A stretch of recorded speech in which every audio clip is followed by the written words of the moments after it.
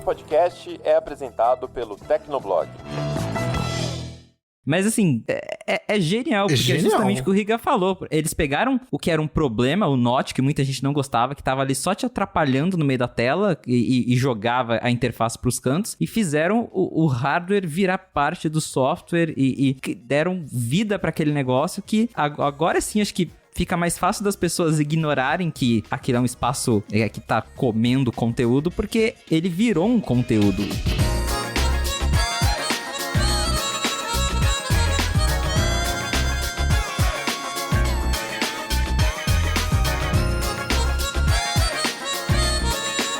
Olá, ouvinte! Seja bem-vindo! Está começando mais um episódio do Tecnocast. Eu sou o Thiago Mobilon. Eu sou o Paulo Riga. Eu sou o Lucas Braga. E eu sou o Felipe Espósito. Estamos em setembro e você já sabe o que isso significa, né? Evento da Apple com novos produtos chegando. No último dia 7, a empresa anunciou uma nova linha de iPhones, AirPods e Apple Watches. E entre outras coisas, a gente teve ali a ausência do iPhone mini na linha dos novos iPhones, além de um foco maior em segurança. No episódio de hoje, a gente te conta tudo sobre esses lançamentos, então aguenta aí que a gente já começa.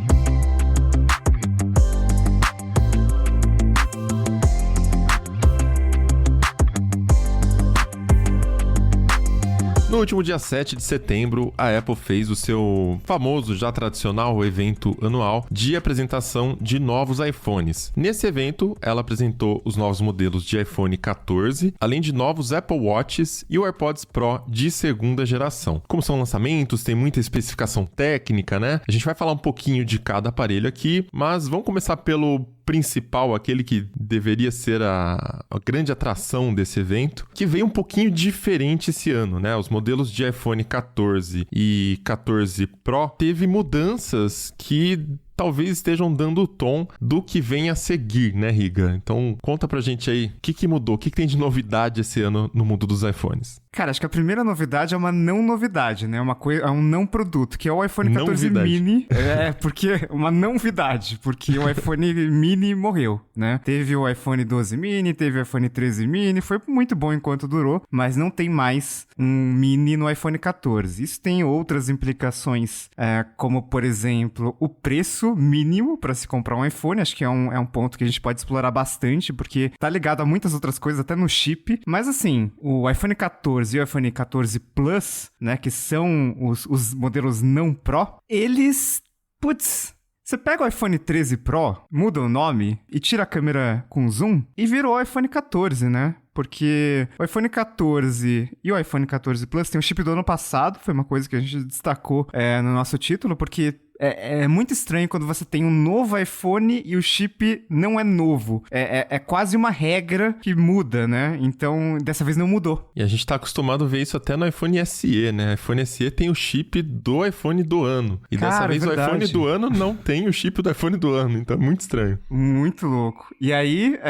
né, todo mundo, durante muito tempo, o mini sempre foi o ame ou odeie, né? Então tem gente que ama, nossa, eu não consigo mais comprar, não consigo mais usar celular com essa tela tão grande e tal, comprei o mini, tô adorando e tal. E aí tem os haters de mini que são, poxa, mas é tão caro, por que você vai gastar tanto dinheiro no celular tão pequeno, com uma bateria ruim e tudo mais, né? E aí, enfim, morreu e agora tem o Plus. Então, inverteu a lógica ali, né? Então, em vez de você ter um iPhone de 5,4 polegadas, né? Você tem o de 6,1 e o de 6,7, que era o mesmo tamanho do Pro Max. Então agora você tem o médio e você tem o grande, o pequeno não tem mais. Esse ponto do preço é importante porque a gente está acostumado a ter... Bom, primeiro, a gente tinha os iPhones normais que ficavam nessa faixa ali de 600 e poucos dólares, 599, se eu não me engano, no começo, numa época ali, mas depois foi para 600 e pouco e ficou nesse patamar por muito tempo. Até o momento que a Apple introduziu o iPhone 10 a 999 e tem até um Tecnocast, né, sobre os novos Super Premium. A Samsung também chegou com aparelhos nessa faixa de preço, então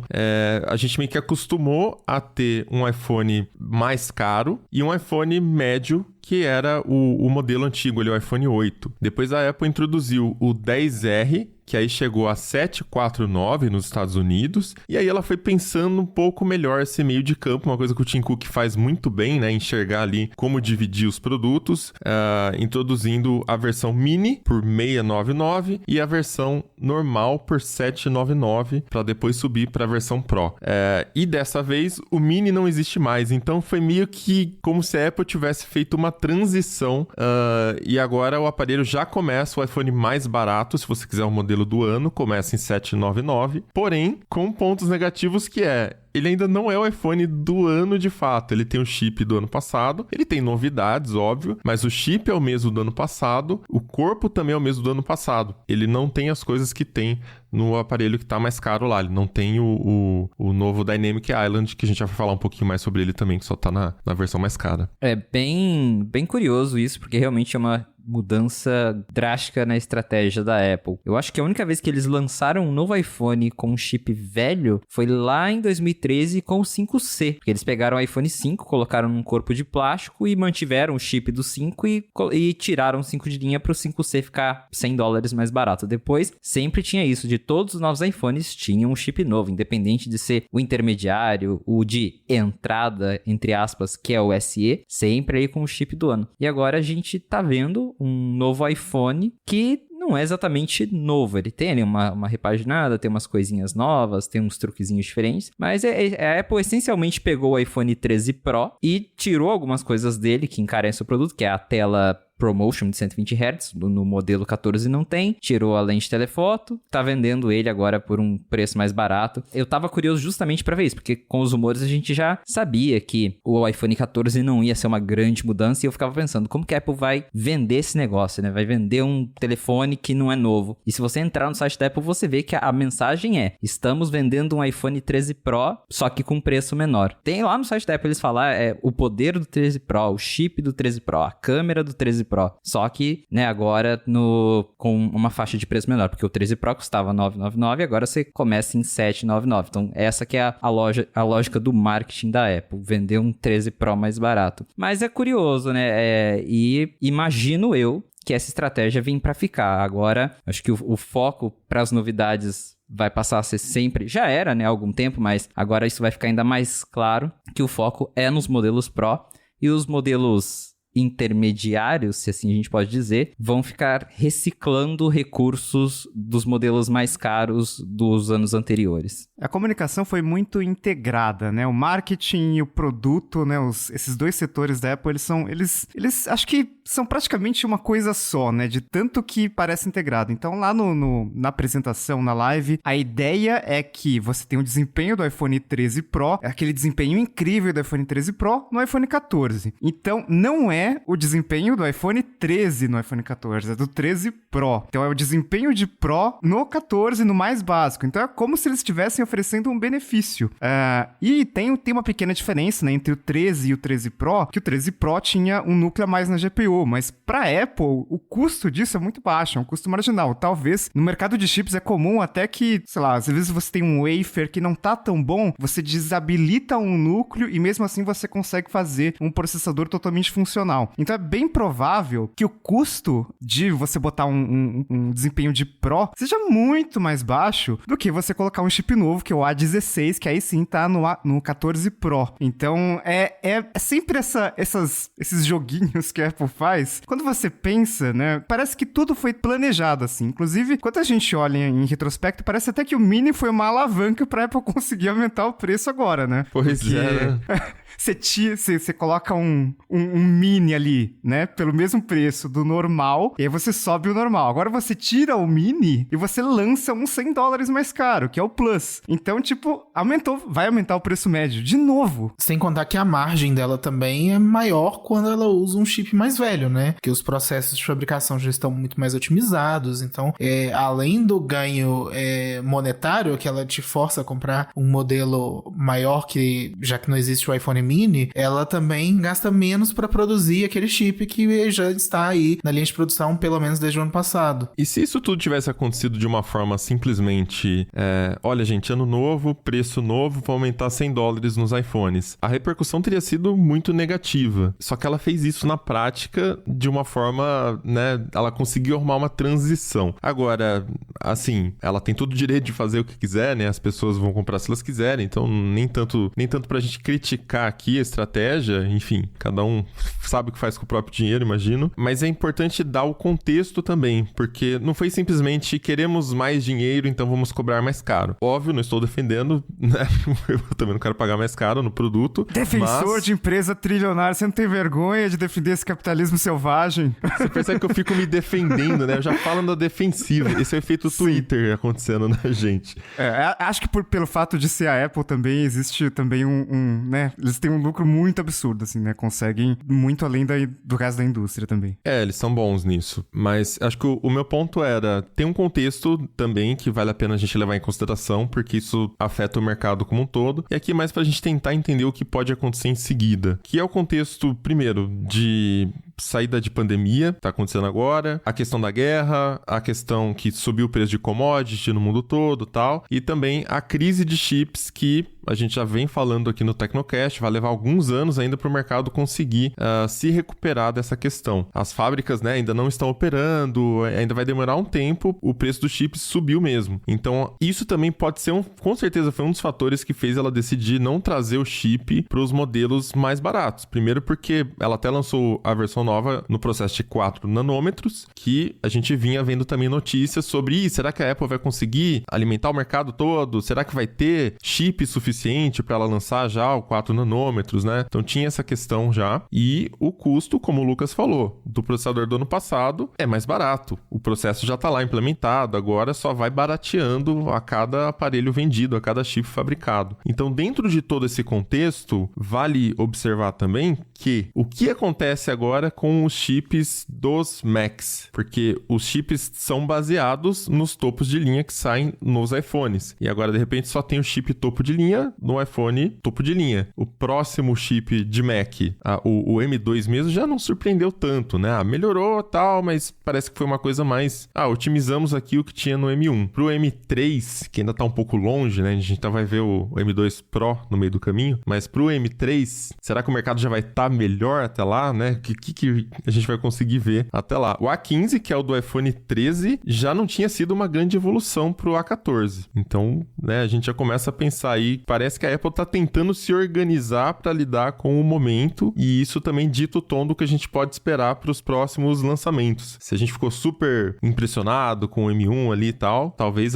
daqui para frente vai ser assim por um tempo. O que vocês acham? Eu tenho medo porque eu entendo que o momento do mercado de chips é muito ruim, né? Então você investir horrores, né, para lançar um chip super potente com uma arquitetura totalmente nova, não compensa agora que não dá nem para produzir direito. Só que nesse evento de iPhone, a Apple, eu senti a Apple muito preocupada em falar que, olha, a gente tá tão à frente da concorrência, a concorrência ainda não conseguiu chegar nem no desempenho do A13, e aí, somado a essa questão que você falou do chip M2, né, que já não surpreendeu tanto, enquanto que o M1 foi uma revolução, né, mudou toda a indústria, me parece que é uma tentativa já de se blindar desses próximos 2 anos, pelo menos, assim, né, de um mercado que não tá muito promissor pra você ficar investindo muito em chip, e aí joga a desculpa de, mas mesmo assim, a gente tá muito à frente da concorrência, então a gente não precisa correr. E não tá errado, mas é frustrante pra quem é fã e pra quem tava com essa expectativa lá em cima. Fã do processo, né?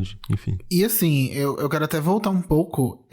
Talvez seja mais frustrante pra, por exemplo, quem mora na Europa. Porque se a gente analisar a situação, tanto aqui no Brasil quanto nos Estados Unidos, não houve exatamente uma mudança de preço, né? O iPhone 14 continua custando o mesmo que o iPhone 13, apesar de que não tem o iPhone mini e tudo mais. Só que na Europa, a gente viu aumento nos preços, né? Então, o iPhone 13, antes, por exemplo, na Alemanha ele custava 899 €. Aí aumentou 100 €. É claro que a gente tem que levar em contexto também que tá tendo uma crise do do euro, tem determinados dias que o euro tá valendo menos do que o dólar. Então, tudo isso faz com que tenha um aumento no preço, que é uma coisa inédita que a gente não viu no Brasil, né? Porque todo ano aumenta o preço, dessa vez manteve o mesmo e quem aumentou foi lá na Europa. Parece que o jogo virou. É irônico que isso realmente tenha acontecido, né? Mas, assim, eu fico imaginando o consumidor Apple europeu vendo que ele vai comprar um telefone atual com o chip do ano passado e pagar 100 euros a mais. Isso deve ser um absurdo na cabeça dele. Mas, assim, isso que eu tava pensando também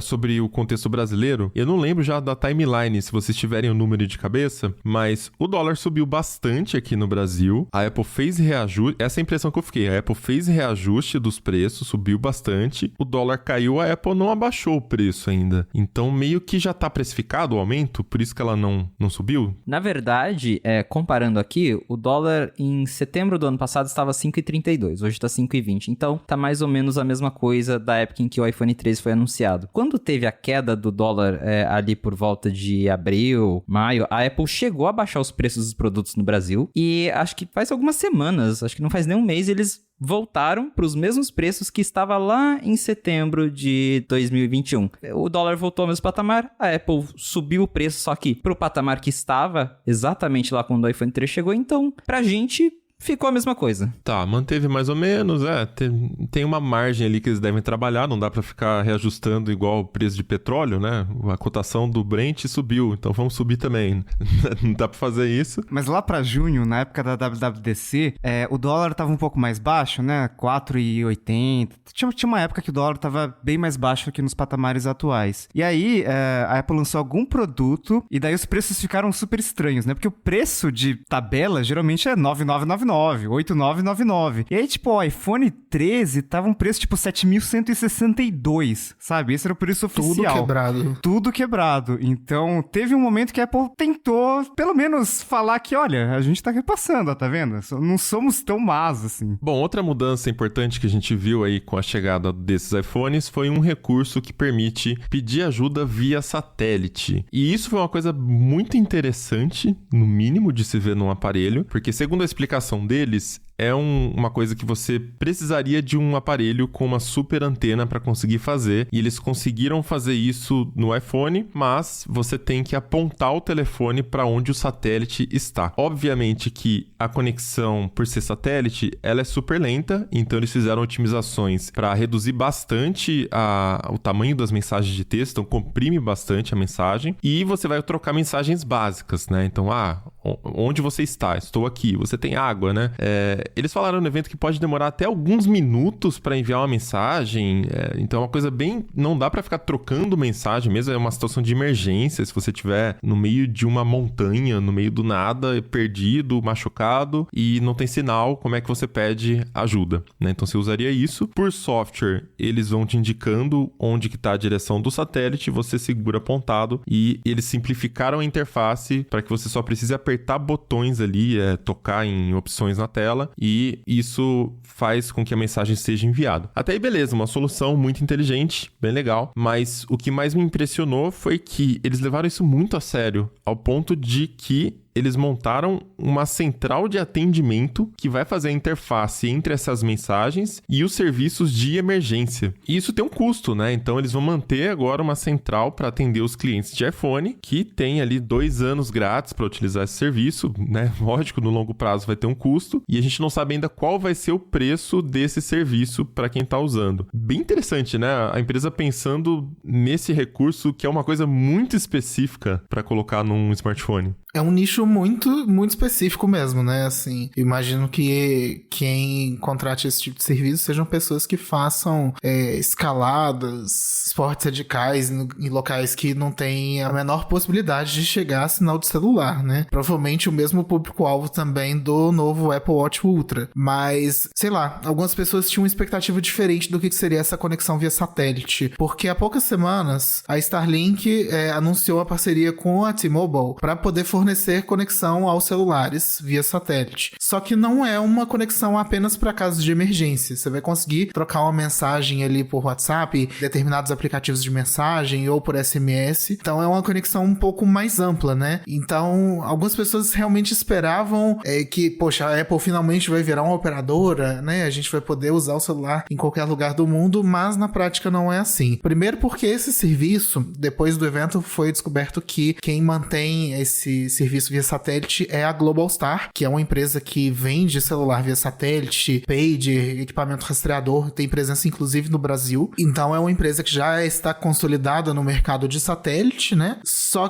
que essa função, por enquanto, estará limitada aos Estados Unidos e Canadá. Então, se você tiver em outro local do mundo sem o serviço de SOS de emergência. Aí já não acho que é uma limitação técnica, né? Provavelmente porque a Apple também tem que fazer centrais em outros lugares e tem que integrar com o serviço de emergência. É um processo um pouco mais burocrático. Mas, viajantes internacionais que forem aos Estados Unidos, ao Canadá também, para fazer aí sua escalada, ficar em locais sem sinal de celular, eles podem contratar, não tem problema nenhum. O serviço vai funcionar mesmo nos iPhones vendidos fora dos Estados Unidos, exceto se você comprou o aparelho na China, que ele realmente não tem esse recurso de conexão via satélite. Eu acho que a Apple tá introduzindo isso meio que num caráter experimental, até pelo fato de que eles deixam claro que um dia o serviço vai ser pago, mas que hoje ele não é. Então acho que é uma forma de ver como as pessoas vão usar, entender também como que vai ser o processo para expandir, e aí, num primeiro momento, vende como apenas algo emergencial. Tem até uma coisa interessante que o próprio Elon Musk tweetou hoje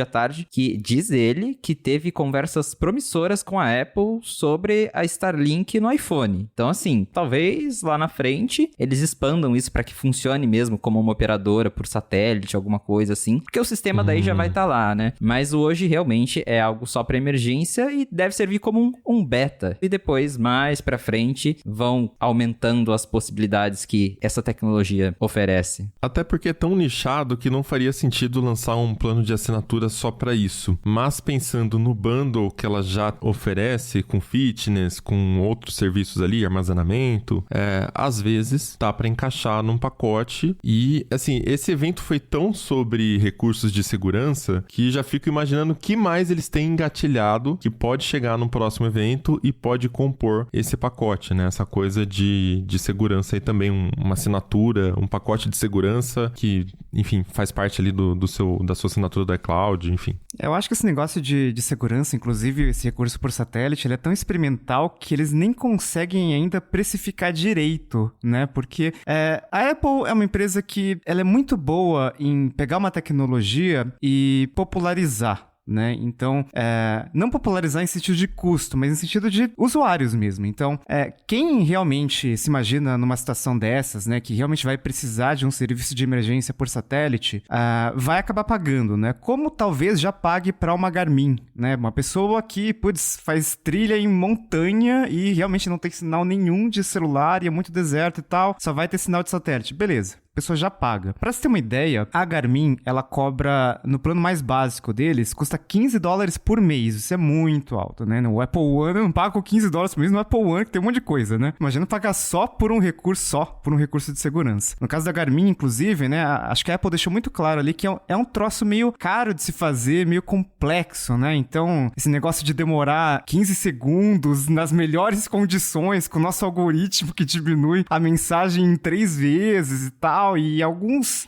cenários talvez demore alguns minutos para mandar uma mensagem, né? Então, fica claro que é um troço muito caro. Então, a partir do momento em que... Primeiro, só pra ter um contexto, né? Esse serviço da Garmin, ele é caro, né? $15 por mês. É pra quem realmente precisa. E não tem num relógio, não tem num dispositivo fácil. Você precisa comprar um comunicador de satélite. Pode ser um Garmin InReach. Custa $350. Ou seja, é um recurso extremamente nichado. Tem pouquíssimas pessoas usando. E agora a gente tá falando de um celular que ele é super popular. Não em sentido de preço, em sentido de consumidores. E todo mundo vai ter. Por $2 2 anos, pelo menos, de graça. E que deve ter muita evolução, talvez até em termos de tecnologia nesses próximos 2 anos, né? Então deve baratear muito, porque afinal de contas, se você tem muito mais gente usando de repente a rede, talvez tenha um investimento para ampliar essa rede. E aí o custo vai ficando menor. Então, me parece até que muitos dos próximos recursos de segurança, imagina que, até então você precisava de uma antena com um dispositivo dedicado para conseguir mandar uma mensagem por satélite. Agora você já tem isso num celular, do tamanho normal. Então, imagina já a miniaturização para fazer isso acontecer. Em breve, imagina que você tem isso num relógio nativo, íntegro, não precisa nem do celular mais. Então, imagino que vai ampliando também nesse sentido. Me parece o começo de algo bem maior. Inclusive, eu estava pesquisando aqui os preços da Globalstar para o Brasil e o plano de um comunicador básico deles, né, que aí vai ser mais parecido com o serviço fornecido pela Apple, provavelmente um pouco mais completo, custa R$ 109,90 por mês. Você ainda tem que pagar também uma taxa de ativação de R$ 220, fora comprar o equipamento também. Então, eu não imagino que seja algo muito barato, mas é um preço justo para quem realmente vai se submeter a alguma trilha num local sem sinal de celular, que pode correr algum risco de morte, algo do tipo, né? R$109 por mês ou a sua vida? R$109 por mês, lógico, com certeza, é isso aí. E aí eu fico imaginando a situação de uma pessoa que não contratou esse serviço, né? Tá lá numa situação desesperada, não consegue se comunicar e ele fala, poxa, eu devia ter assinado isso antes, não fiz por pão-duragem. No céu tem pão e morreu. Próximo assunto. Meu Deus, que horrível. Mas só pra acrescentando aqui ao que o Mobilon disse, realmente acho que no futuro, quando eles forem cobrar de fato por esse serviço, faz sentido incluir no Apple One. A Apple hoje tem o Apple One Premier, que custa $30 lá nos Estados Unidos. Acho que aqui no Brasil custa uns 60, R$70, não lembro o valor certo agora. R$69,50.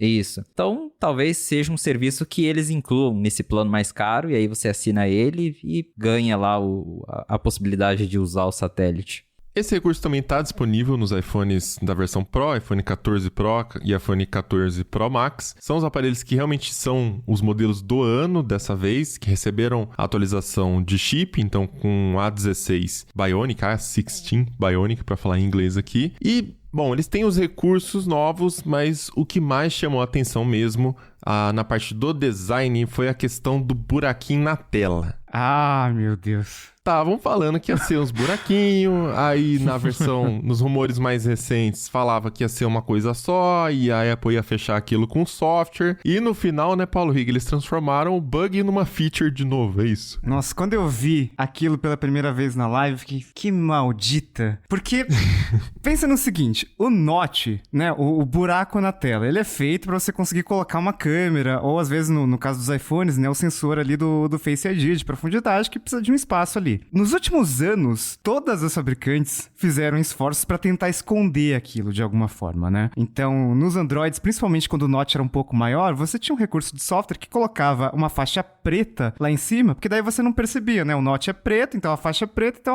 parece que não tem um problema na tela. E a Samsung, né? Eu tô com o Z Fold 3 aqui. A tela interna tem um buraquinho ali pra câmera, mas fizeram uma tecnologia de Under Display Camera que preenche com pixels. Então, não fica bom, tá? Fica meio ruim, dá pra perceber que fica meio pixelado na área da câmera, mas o fato é que tem uma imagem que sobrepõe a câmera. Então, é como se a câmera não existisse. E a Apple me vai lá, e o que ela faz? Ela transforma esse defeito, que tava todo mundo tentando esconder, em uma animação super legal, ressaltando e valorizando esse defeito, né? Então, cara... Esse defeito tem nome, ele se chama Dynamic Island. Mas realmente, quando eu tava assistindo a apresentação, porque a gente já tinha visto algumas imagens, renders vazados do iPhone, e tinha lá os buraquinhos, aí algumas semanas atrás falaram que a Apple usa software para preencher os dois, porque são dois sensores separados, que tem a câmera frontal, sensores do Face ID. E aí a gente sabia que ia ser um negócio em formato de pílula. Aí ali na Keynote apareceu o recortezinho, eu falei, tá, é o que vazou. Aí o recorte começou a mexer, começou a crescer de tamanho, aí aparece ícone do Face ID, ícone do Apple Pay, não sei o que. Eu falei, caramba. Mas assim,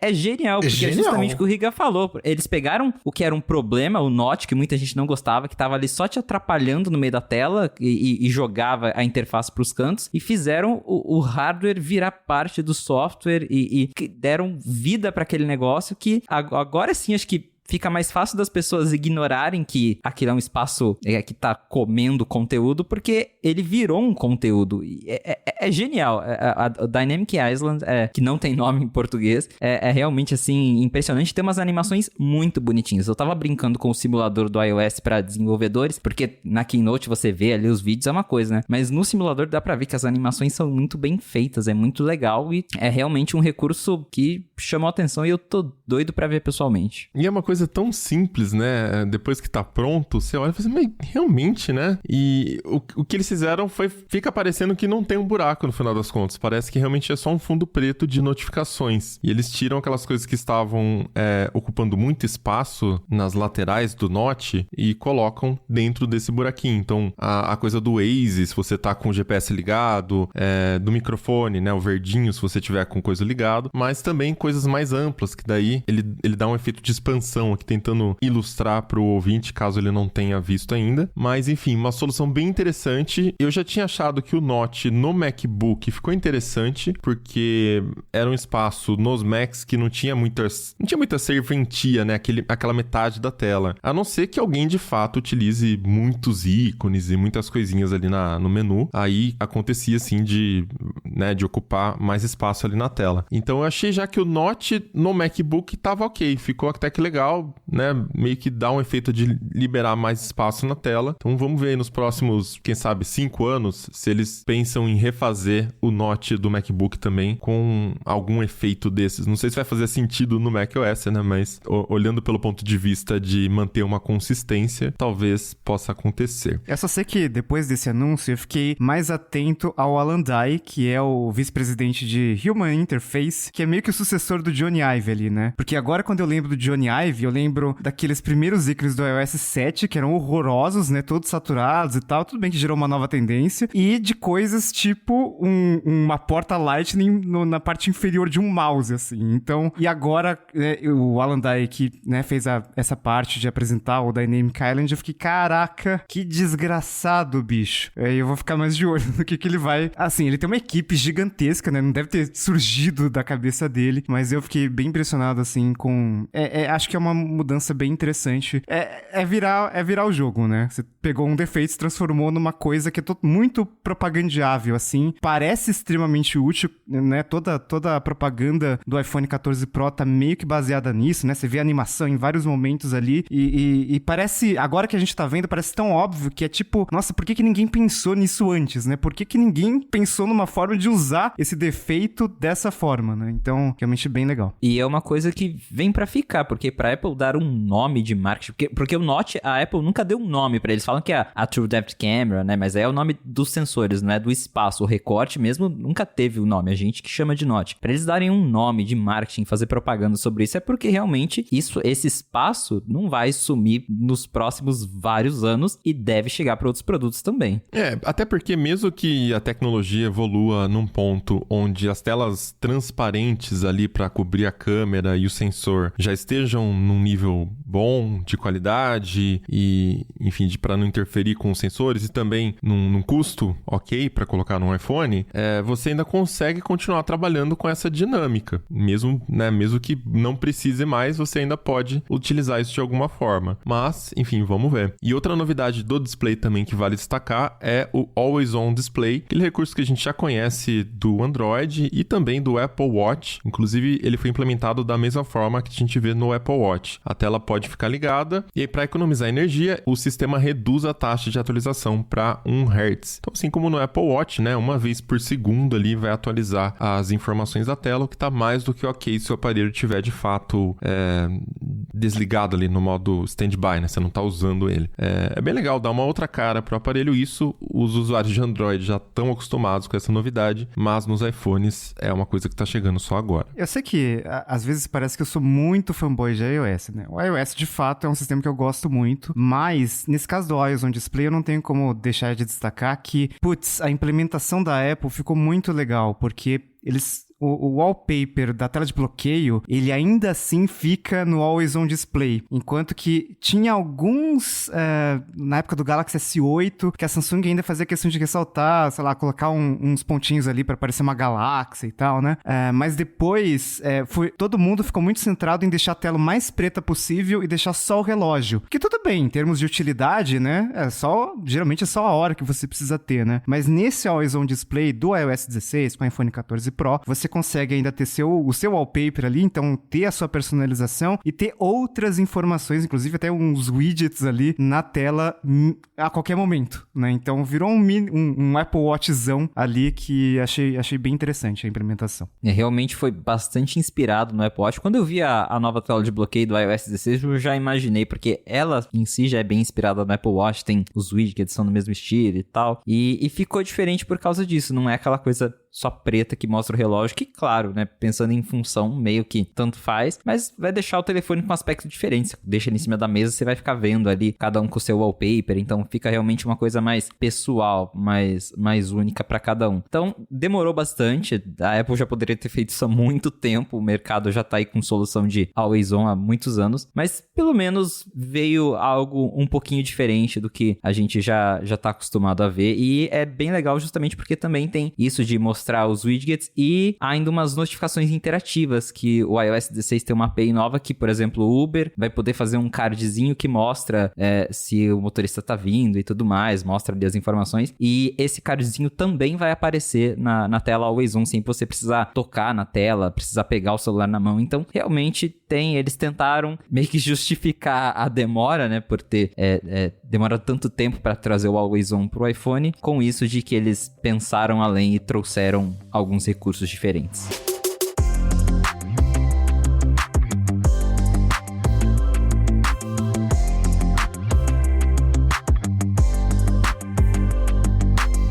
Esse tal de Dynamic Island me chamou tanto a atenção, eu fiquei pensando tanto nele que eu meio que desliguei do resto da apresentação. E logo depois falaram do sistema de câmeras, que teve uma mudança. Acho que a que mais a gente percebe é a mudança no número, né? Porque o iPhone sempre teve aquela câmera com número mágico de 12 megapixels. Sempre foi um sensor de 12 megapixels. Dessa vez, botaram 48. E aí a técnica é a mesma de vários outros fabricantes, né? Que é o Pixel Binning. Então você combina vários pixels em um só. Nesse caso, você combina um conjunto de 4 pixels em um e reúne as informações desses 4 pixels em um para ter uma informação mais precisa. Então, à noite, por exemplo, né, costuma ser um cenário meio difícil para câmeras e tal, mas se você tem um sensor de 48 que você combina 4 pixels em um e gera uma foto de 12, você pode, em tese, ter uma qualidade de imagem melhor. É uma técnica relativamente antiga, né? A Samsung já tá fazendo tipo nona binning, que é pegar um sensor de 108, daí você agrupa 9, né, 3x3, daí forma uma imagem de 12. Mas é uma mudança em números, assim, bem interessante. Faz quanto tempo que a Apple não mudava, Felipe? Desde o iPhone 6S, que foi o primeiro com 12 megapixels. Caraca, faz muito 2015. tempo. E, assim, eu acho que a gente tá numa vibe de... Putz, as câmeras, os avanços de câmeras que a gente tá vendo estão muito relacionadas a software, né? A fotografia computacional. Então, às vezes, quando tem essa novidade em sensor, talvez não chame mais tanta atenção. Talvez a gente nem consiga mais ver tanta diferença, assim, né? De uma geração pra outra. E aí fica essa coisa meio, legalzinho. Agora a foto tá melhor. Mas quanto melhor? A do ano passado já tava muito boa, né? Então, fica essa coisa. Às vezes você fica tentando procurar alguma coisa nova. Tipo, agora dá pra fazer 8K? Não dá pra fazer vídeos em 8K. Então, fica essa coisa meio... tá bom, parece legal. É que o lance da fotografia computacional, a gente até falou na época que a Apple apresentou os primeiros recursos no iPhone. A gente fez um podcast com Barba falando sobre smartphone versus câmera. Sim. Sei que nada a ver, né, a comparação, mas a gente fez justamente para falar como o software tá trazendo avanços e machine learning, os chips também, pro smartphone, de forma que você corrige defeitos na pós, né, ou na forma da captura, quando a gente fala do Deep Fusion, por exemplo.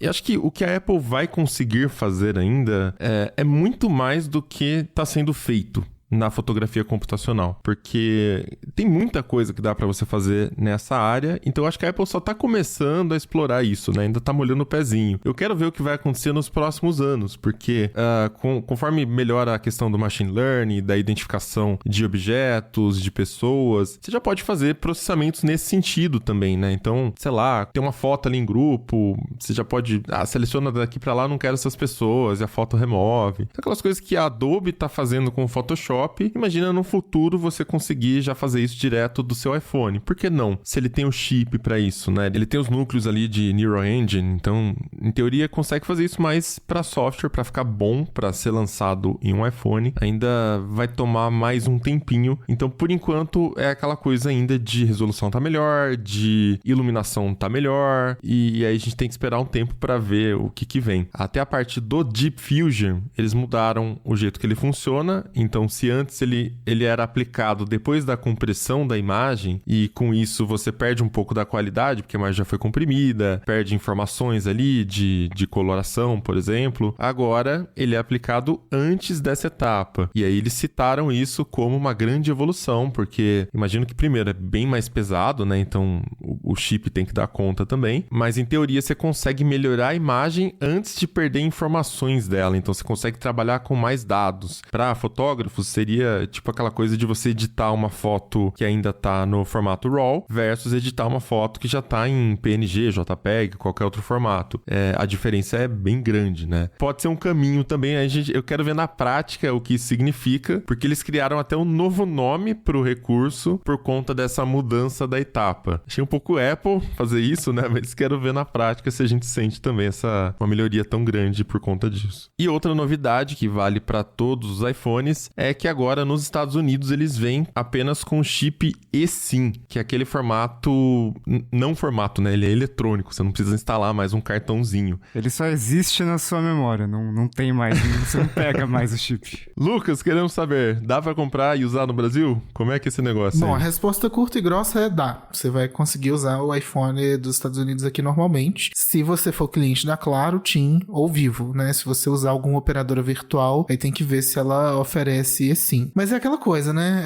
Eu não sei se eu gostei muito dessa novidade. Apesar de eu ser entusiasta de sim e usar isso desde o iPhone XS, eu sempre tive ali a bandeja de chip, né? Porque, cara, pra você trocar de telefone com eSIM é um perrengue. Porque não é igual no chip que você simplesmente tira o cartão e coloca em outro telefone. Você tem que ir na loja da operadora, que aí eles fazem a sua verificação de biometria e eles registram qual que é o e-mail do seu telefone, pra aí sim só liberar um QR Code, né? Não é prático. Então é o terror pra quem faz review de celular, porque você não pode mais tirar o chip e colocar em outro. E assim, eu achei uma novidade também ruim, porque o iPhone 12 e o 13 e até o 11 também já tinham o eSIM. Você conseguia ter mais de um eSIM ao mesmo tempo desde o iPhone 12. Então não foi um upgrade, foi um downgrade. Antes você já tinha a opção de usar apenas eSIM se você quisesse, de usar 2 eSIMs ao mesmo tempo. Agora você não tem mais essa opção, né? Então a sorte é que isso só vai acontecer nos Estados Unidos, em todos os outros mercados, inclusive o Canadá, que tá ali pertinho dos Estados Unidos, continuam vendendo aparelho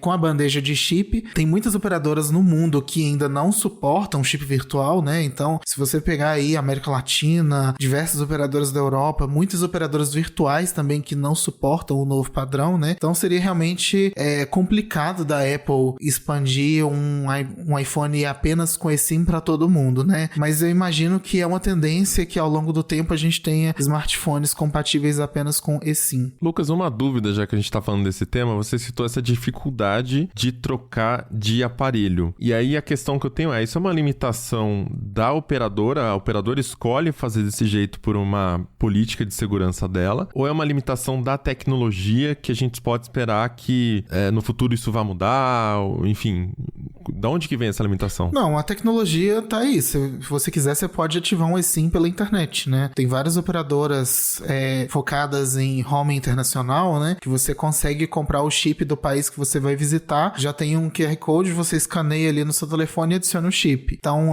você ter que ir até a loja física não tem nada a ver com a limitação do padrão. É mais uma política pra pessoa não ficar trocando? Uma política de segurança da operadora? Se a gente considerar que tem muito caso de fraude iCloud de SIM swap, você simplesmente permitir essa troca num sistema, num Minha Claro da vida, ou no Minha Oi, no meu TIM, no aplicativo da Vivo, né? Você fica muito suscetível a alguém simplesmente ir lá e roubar seu número, né? Então as operadoras fazem essa verificação presencial como se fosse qualquer outra troca de chip. Existem casos que os eSIMs são reutilizáveis, então você vai trocar de telefone, você pode deletar o QR Code e escanear no outro. Só que pelo menos aqui no Brasil, oficialmente, todas as operadoras informam que seus eSIMs não são reutilizáveis. Eu acho que seria esse o caminho. Porque se você depender de ir na loja de operadora toda vez para poder ativar o telefone, parece que a gente voltou na era aí do TDMA, do CDMA, que antigamente a gente tinha que fazer isso, né?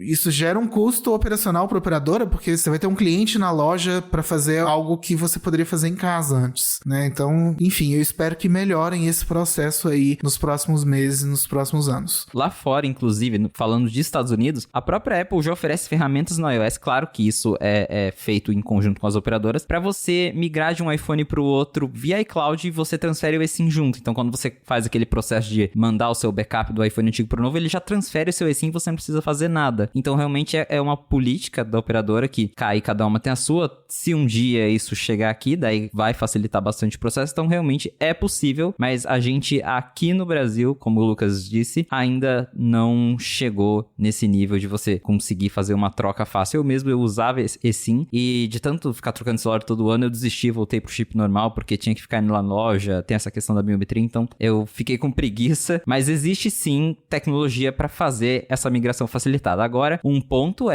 pegando o iPhone, você consegue trocar, fazer o backup do iCloud de um pro outro de um jeito fácil, mas se a gente pegar aquela questão de a Apple dificulta a migração pro Android, para você sair de um iPhone sem o chip e ir pro Android, aí eu acho que o cenário já fica um pouquinho mais complicado mesmo lá fora. Essa questão de visitar a operadora pode ser até bom para a operadora. O Lucas citou do custo, né? Mas às vezes a operadora enxerga isso como uma oportunidade de impactar o cliente com algum outro plano, com alguma outra oportunidade. Sei lá, né? Então, às vezes pode ser até estratégia da operadora que seja feito dessa forma para tentar vender outra coisa, enfim, tentar te convencer a fazer um upgrade. Mas ao mesmo tempo, as operadoras com chip físico, né, o que elas mais fazem é espalhar as formas que você pode aderir, né? Se eu for numa padaria, numa banca de jornal, no supermercado, numa farmácia, eu vou ter chip da Claro, da TIM, da Oi, mas eu, pelo menos ainda não tenho eSIM, né?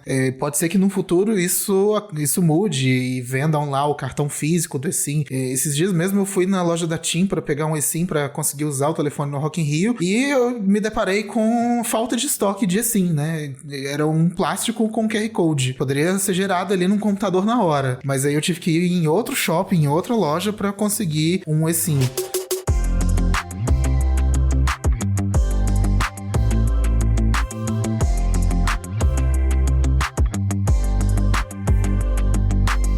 Para além de iPhones, nesse evento também tivemos os novos AirPods Pro, AirPods Pro de segunda geração e Apple Watches, então série 8, Series 8 do Apple Watch, além de uma versão Ultra, que a gente já conta um pouco mais do porquê esse nome, né? Apple Watch Ultra. No AirPods Pro de segunda geração, como esperado, a gente tem um chip novo, chip H2, e melhorias ali no drive, então, teoricamente, o som é mais profundo, o grave mais profundo, o som tem mais definição, aquela coisa toda que você espera numa atualização de um fone de ouvido, né? Mas uma coisa que chamou muita atenção neste fone novo foi um recurso de cancelamento de ruído que ele é meio que adaptativo, né? Ele, por exemplo, você tá andando na rua, você ativa o modo transparência do fone de ouvido, que deixa passar os sons da rua para você não ser atropelado, né? Aquela coisa de segurança. Ele consegue identificar ruídos específicos como uma obra e cancelar apenas esse ruído, reduzir o volume desse ruído no seu fone. E eu achei isso muito interessante porque remete um pouquinho a uma cultura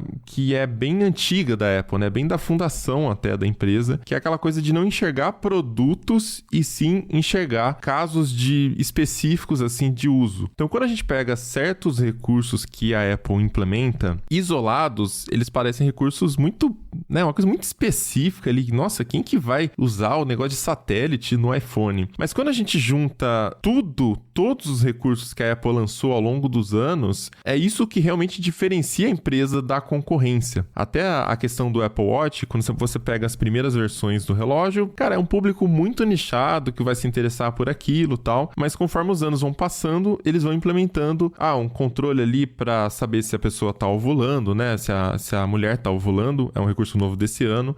É feito através de um sensor de temperatura. Já tinha um controle de ciclo menstrual. Percebam, né? São nichos bem nicho ali mesmo. O ciclo menstrual não, atende o público feminino, mas não dá para saber se todas têm interesse em ter um relógio só para isso, né? Você provavelmente não compraria um relógio só para isso. Mas aí você tem vários outros recursos de oxigênio, o de ECG, né? Aquela coisa de avisar se o seu coração tá batendo errado, você pode estar tendo algum problema ali e tal. Enfim, então quando você começa a juntar todos esses recursos, você tem um produto que realmente tem um diferencial, que é realmente interessante, né? Para quem tá comprando. Então eu achei muito legal essa sacada deles trazerem o recurso de cancelamento de ruído, que é uma coisa que tem no FaceTime e funciona muito bem, né? Nos dispositivos da Apple, o cancelamento de ruído, e colocarem num fone de ouvido, sabe? A sacada de, cara, vamos colocar no fone de ouvido, mas para cancelar só ruídos específicos que são muito incômodos e não agregam em nada, né? Achei bem legal essa sacada. O que eu gostei bastante também foi o áudio espacial personalizado. Eles vão utilizar a mesma câmera do Face ID do iPhone, aquela câmera TrueDepth, para você escanear o seu ouvido, sua orelha ali, para identificar qual é a melhor forma de fazer o áudio espacial. Eu quero muito ver isso na prática. Gostei também que eles melhoraram a autonomia de bateria. São até 6 horas de duração de uso contínuo ali no fonezinho. Se você combinar com a autonomia do estojo, são 30 horas de reprodução com cancelamento de ruído ativo, né? É um bom upgrade em relação à primeira geração. Uma coisa que vale notar, Lucas, é que essa questão do áudio espacial personalizado também vai estar disponível para os AirPods Pro de primeira geração. É um recurso do iOS 16, apesar da Apple ter promovido como uma novidade dos AirPods Pro 2, ele funciona para os AirPods Pro de primeira geração e para os AirPods Max. Então, qualquer um com iOS 16 que tenha esses fones que também suportam áudio espacial vai poder usar essa personalização. E aí agora sobre os AirPods Pro 2, já o que me chamou a atenção, duas coisas que tá já bem diferente do que o Mobilon e o Lucas disseram. Primeiro, é o gesto que você tem para aumentar e abaixar o volume, porque agora você pode arrastar o dedo na haste do fone para você arrasta para cima, sobe o volume, arrasta para baixo, abaixa o volume. Isso é uma coisa que eu sempre quis nos AirPods e agora tem uma facilidade. Nossa, isso faz uma falta, hein? Isso é verdade. Faz muita falta. E achei legal também que o estojo agora suporta a busca pelo aplicativo Find My, que é o buscar da Apple, porque antes você já consegue rastrear os AirPods, só que às vezes se você tira eles do estojo, você só consegue rastrear os fones, não o estojo. E agora você também consegue rastrear o estojo e ele tem até um alto-falante pequenininho embutido ali para fazer um alerta sonoro caso os fones estejam guardados dentro, daí é o próprio estojo que faz barulho. Então, são algumas coisinhas pequenas, mas que no conjunto tornam os AirPods Pro 2 uma atualização bem bacana. Eu achei muito legal quando a gente discute esses recursos extremamente específicos, né? Tipo, um cancelamento de ruído focado nesses barulhos, sei lá, da britadeira na rua, sabe? Ou, sei lá, essa questão do áudio espacial focado no tamanho da sua orelha e que considera vários outros fatores, enfim. Porque é justamente esse negócio de... A cada ano, a Apple vai lá e coloca uma coisa extremamente específica e no final, quando você percebe, você tem uma coisa que fica muito completa e que é meio até estranho, porque eu, pelo menos, eu sempre vejo a Apple como aquela empresa que ela vai tentar atingir o maior público possível. Só que ela faz isso, muitas vezes, colocando recursos extremamente nichados. E acho que foi o caso do Apple Watch Ultra. Tivemos, né, 3 modelos, na verdade, né? Teve o Apple Watch SE, né, que é mais baratinho ali e tal, sem muitas novidades. Teve o Apple Watch 8, que acho que a grande novidade ali destacada pela Apple é a questão do sensor de temperatura, né, que vai permitir, por exemplo, esse controle mais preciso aí da ovulação, né, que tá muito relacionado à temperatura corporal. Mas o Apple Watch Ultra é o seguinte, ele é um relógio que todo o marketing, toda a comunicação dele é feita para atingir aquele público que compraria um Garmin. E compraria um Garmin, não aqueles Forerunner de 2 ou 3 mil reais, que já são muito caros, mas sim aquele público que compraria um Garmin Fenix ou Epix de 8, 10 mil reais, que nos Estados Unidos é mais caro do que o Apple Watch Ultra. Então, é muito provável que que quem é muito usuário de Garmin não vai mudar pro Apple Watch Ultra, mas a Apple vai atingir um público muito maior do que o de Garmin. E de quebra vai pegar uma parcela desse público, então vai vender pra caramba. Tem recursos que são bem interessantes. Por ser Apple, tem aquele fator de ser cool, né? Ser legal. E junta isso com o fato de ser mais barato. Então, é uma estratégia que me lembra até o do Pro Display XDR, né? Que é aquele monitor que aqui no Brasil custou, tipo, 45 mil reais. A Apple tava comparando aquilo com monitores de 200 mil reais, né? E você tem uma qualidade parecida, você tem uma integração que a Apple consegue fazer por deter o controle de muita coisa ali. É um produto com design, pô, você compara com o Sony quadradão, né? Tudo bem, é um produto profissional, ninguém tá esperando muito de design. Mas, pô, o produto da Apple é muito mais legal e é mais barato, apesar de ser muito caro. Então, ficou isso, né, no Apple Watch Ultra. Muitos recursos específicos. Por exemplo, sei lá, um sensor para detectar acidentes, né? Inclusive, acidente foi o que mais teve nessa apresentação, para detectar 250G de força. Cara, o acidente do Grosjean, em 2020, na Fórmula 1, no Bahrein, que teve um incêndio, o carro ficou dividido em dois, o impacto foi 67G. Botaram um sensor de impacto ali de 250G, para ser mais preciso, para detectar acidentes e tal. Então, ficou até uma sensação estranha. Putz, acho que é melhor eu comprar esse negócio aí, né? Porque quando eu tiver com risco de vida, vai ter um recurso assim. E é um sensor que tá nos iPhones também, né? Então você não precisa necessariamente ter um Apple Watch para detectar se você tá num acidente de carro. Tanto que eles mostram até o iPhone preso ali no suporte, com o carro capotando. Aliás, a apresentação bem creepy essa parte, né? Muita coisa relacionada a acidente. Aquele vídeo que ela fala do Apple Watch, o primeiro vídeo, acho, da moça do acidente de avião. Falei, nossa, gente, o do avião foi pesado. Tá parecia que a gente tava vendo, né? Cidade Alerta. Falei, gente, que dark, o que tá acontecendo aqui? Enfim, mas eles focaram bastante realmente nessa parte de eu não sei se segurança até é a palavra, né? Mas de preocupação com a vida, né? Recursos pensando em pessoas que viajam sozinho, que fazem atividade física sozinho. Até deram ali uma estatística que a 3/4, se não tô enganado, dos acidentes de carro acontecem quando a pessoa tá sozinha. Então, até por isso que eles estão preocupados com isso, colocaram esse sensor. Mas, enfim, novidades bem pensadas, novamente, em coisas específicas. Ninguém iria comprar os produtos só por causa disso, mas ela vai criando, de fato, um produto, produtos, no caso, muito completos, né? E aí é um diferencial bem legal com relação aos concorrentes. Você vê que talvez uma teoria pro nome Apple Watch Ultra, né? Por que não é Pro, como todos os rumores apontavam? Eles demonstraram o Apple Watch pra você nadar, pra neve e pra, né, corridas muito difíceis, assim. Tinha um deles, era o Scott Jurek, que é ultramaratonista. O cara venceu a Badwater, que é... Bom, como que eu explico isso pra pessoas normais, né? É uma ultramaratona. Uma maratona tem 42 quilômetros. Uma prova que tem mais de 42 quilômetros, geralmente é chamada de ultramaratona. Então, talvez já tenha essa relação com o nome. Essa prova, ela é feita num deserto da Califórnia, tem mais de 200 quilômetros, começa abaixo do nível do mar e termina lá em cima, tipo, né, 2.500 metros de altitude, assim. Atleta leva 24 horas pra completar. Atleta de elite, né? Tem um brasileiro que durante um bom tempo deteve o recorde e tal, porque a gente normal não consegue nem completar, né? É muito difícil. Então, é um caso de uso bem específico, que imagino que é o máximo, talvez, um dos pontos altos que você poderia chegar, né, se você gosta de se desafiar, né, se jogar num deserto, correr 200 km, ficar 30 horas correndo, que seja, e enfim, né? E fora os outros casos de mergulho em águas um pouco mais profundas, ou então de, né, andar na neve, assim, que é uma coisa meio louca. E ainda falando de casos específicos, não sei se vocês perceberam rapidinho ali, teve um momento em que, bom, o Apple Watch Ultra, ele tem um botão adicional ali, né? Pode servir, por exemplo, para você nadar e conseguir ativar, né, os recursos ali embaixo d'água, então você tem um botão físico que é mais útil. E tem um gesto que, pelo que eu entendi, é só girar a coroa, que deixa o mostrador todo com fonte vermelha, né? Em vez de ficar todo coloridinho, né, como é no mostrador do Apple Watch, fica tudo vermelho. Você sabe o motivo disso? Por que é vermelho, não é tipo azul?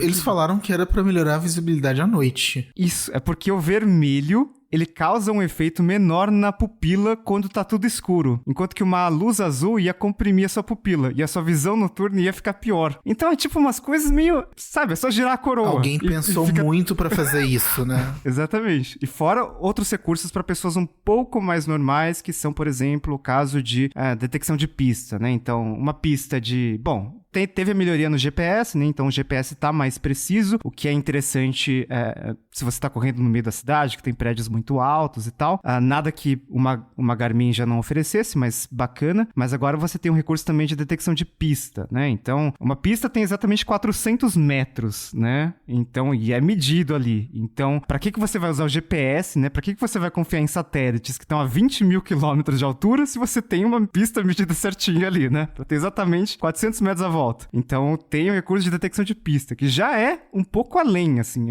Assim, poucas pessoas, mesmo quem gosta de correr, tem acesso fácil a uma pista. Assim, tem poucas cidades que tem. Então, vira essa coisa meio até de canivete suíço, né? Porque imagina que quando você compra um troço desse, né, de $800, cheio de recurso, com corpo de titânio, vidro resistente e tal, muda um pouco a percepção. E aí que dá pra aumentar a margem. E dá pra meter a faca no preço, né, em termos práticos. Porque você pode comprar, sei lá, um relógio de R$2.000, que já é caro, que vai te ajudar a registrar os treinos ali de boas, né? Você pode comprar um Apple Watch 8, normal, bem mais barato do que um Ultra, que vai funcionar pra maioria das pessoas. Só que quando você compra um Garmin Fenix, um Garmin Epix, que são relógios de $1.000, R$8.000 no Brasil, ou um Apple Watch Ultra, passa a ser tipo uma ferramenta pra você usar. É tipo... E na questão do canivete suíço, tipo, uma tesoura já resolve quase tudo que você tem que fazer. Mas quem tem um canivete suíço e sabe usar, pode fazer um monte de coisa. E faz questão de pagar caro naquelas marcas tipo Victorinox, sabe? Que custa muito caro, assim. Então, óbvio que tem a questão da marca, do luxo, do status, mas tem um fator racional nisso que eu acho que a Apple fez muito bem agora com o Ultra, assim. É um relógio que, porra, caramba, parece muito mais completo do que a concorrência, e ele é mais barato e ele é mais legal, porque vai integrar direito com o seu iPhone e você não vai ter um relógio que só mostra notificações que não dá pra fazer nada com elas. E assim, basicamente é isso que o Riga disse. A Apple acho que não vai conseguir tirar todo mundo do Garmin, porque quem já é fiel vai continuar comprando, mas eles, né, se esforçando pra tornar o Apple Watch ainda mais popular. Ele já é muito popular, o Apple Watch vende muito bem, e ele já tem vários direcionamentos. Eu acho que esse que é o grande destaque do Apple Watch, porque você tem os modelos mais simples para quem não se importa muito, você tem aqueles modelos de aço para quem realmente quer usar ele como se fosse uma joia, e agora você tem um modelo mais super esportivo para quem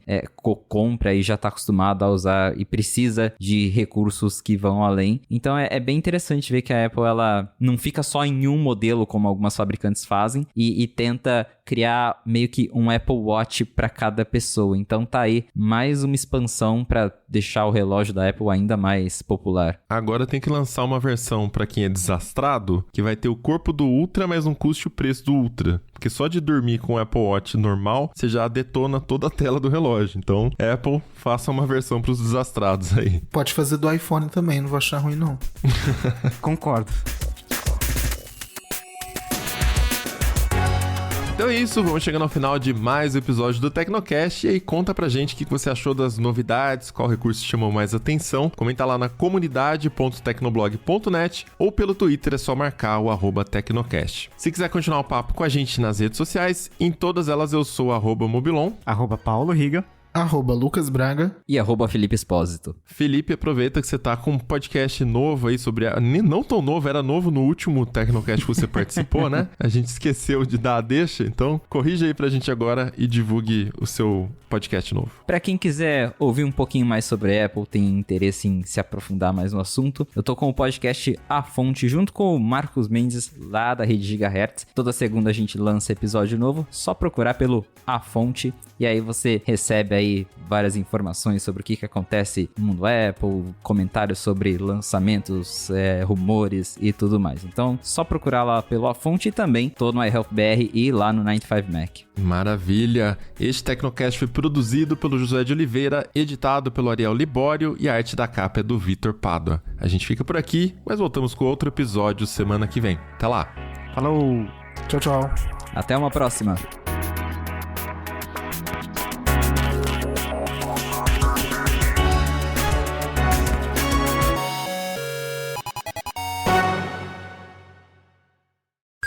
Cara... Esse defeito tem nome. Ele se chama Dynamic Island. É um nome chique ainda. Não. Tem até nome. Não é só a sua cozinha que tem uma ilha, não. Seu telefone também tem uma. Nossa, eu juro que eu entendi outra coisa. Falou, nossa, seu cozinho tem uma ilha aqui. Como assim? Meu Deus. Tá falando de buraco aqui? Que porra é essa? Deixa eu refazer isso aqui então, porque mais gente vai entender.